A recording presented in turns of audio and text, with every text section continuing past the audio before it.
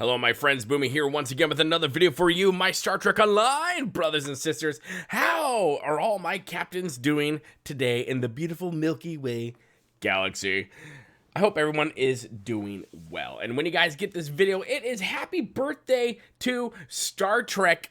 Hello, happy birthday to freaking Star Trek. Oh my gosh, I love Star Trek.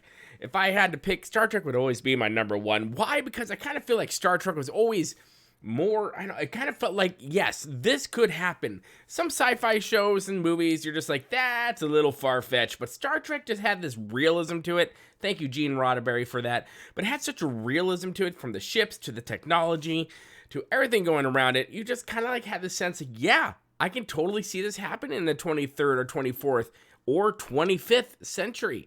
But yay, we've got some fun stuff coming our way for the anniversary on it. They like to say in our Star Trek Online news, on September 8th, which is the day of this video, Tuesday, in 1966, the world first met a group of people and a ship that would change our lives forever. Amen. Pitched as a wagon train to the stars and brought to TV by the force of Lucille Ball's will. That is very true, actually. If it wasn't for Lucille Ball and Desilu Productions, Star Trek would never have been. So I love you, Lucy. Get it? I love Lucy. Whatever. And Gene Roddenberry, Star Trek hit tiny television screens around the world and immediately captured hearts and minds. Through 3 seasons and decades in syndication, the original series started a movement that still lasts today, more than half a century later. We live in a time where there's more new Star Trek than ever before. Some could argue it's good, some could argue it's bad. And we're joining with the rest of our Star Trek family to celebrate the franchise's birthday. From September 8th to September 14th, on all platforms, there will be a special Starfleet museum in orbit above Deep Space Nine and Earth Space Dock. The museum contains the starting ships from Star Trek movies, television, and more. Hailing each ship will give you words from their crew and both the universe and behind-the-scenes facts about the ship and show.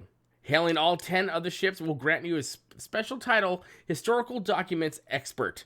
But that's not all. You'll find this celebration all over the world of Star Trek on Tuesday. We can head over to StarTrek.com, day of all for all events.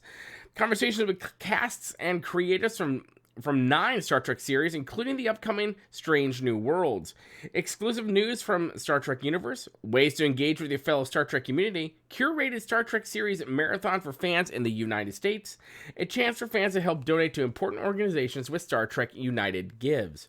We hope you enjoy the celebration, Captains. Happy Star Trek Day. So this is awesome. So let's take a look at the ships that we have. Now, there is one class ship missing that I really hope is in the museum. I can't see it here. It's actually my favorite Star Trek ship, and that's mainly because that's what I grew up on the movies. I grew up with James T. Kirk. I grew up with the movies, and that's what made me fall in love with it. So yeah, you have the original Constitution class right here. Now let's see if I can remember all of them. It's not going to happen, but let's see if I can remember all of them, okay? Okay, thanks. Okay, so we have the original Constitution class right here. Galaxy, of course. Voyager Intrepid class, yes. Sovereign class, NX-1, the class. And we have, the remake, different zone, Star Trek one, Discovery, Doohickey. This Doohickey guy, I don't honestly remember what that is, and I believe this is the one we see right now. Not the J. I'm skipping on it right there. But if I can say that this class from the TOS, from the original series, this is not the ship I love. I had this model ship. It's probably destroyed. I had the Galaxy Class 1 destroyed as well. I built it, and as a kid, probably destroyed it because I'm a dork butt. But I am looking for the ship that's missing here, and that is, of course, the Constitution retrofit that you saw in the movies, with Star Trek the Motion Picture and beyond. And that is like my ultimate favorite class ship from the Star Trek universe that bore the name Enterprise. But that's just a little tidbit right there into Boomy's world and all that Star Trek jazz right there. So there you go. Happy birthday, Star Wars. Thank you, Lucille Ball and Desi Arnaz and Desilu production companies for giving this series a chance. And it literally, quite literally, has changed the world, from Gene Roddenberry, who used to be a police officer, to wanting to do this, and just some of the interesting stories like about how they got uniforms. If here's a tidbit, making the uniforms for the original series would have been too expensive if Paramount or Desilu had made them, so they actually had an off-site place make them, and then sneak them into the studio via the windows so they can have it to save some money. So there's a little tidbit right there. But my friends, are you going to go celebrate? I am actually looking forward to it, and I will do a video of all the ships in the museum, and I really hope the Constitution retrofit is there, or refit is there as well. But yeah, put your comments in the comment section below. Let me know your thoughts on all these things. Make sure you hit the like button if you like what you see here. The more likes we get, the more it really helps out the channel. And make sure you share all the things. And also don't forget to subscribe.